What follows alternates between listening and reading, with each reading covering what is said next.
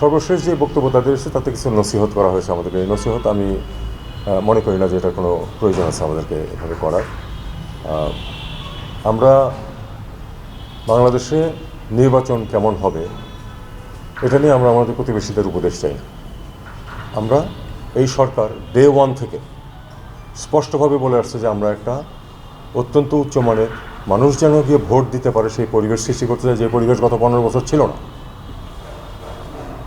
এখন ভারত আমাদেরকে এটা নিয়ে উপদেশ দিচ্ছে, এটা আমি সম্পূর্ণ অগ্রহণযোগ্য মনে করি এই কারণে যে তারা জানে যে এর গত আগে 15 বছর ধরে যে সরকার ছিল, যে সরকারের সাথে তাদের অত্যন্ত মধুর সম্পর্ক ছিল,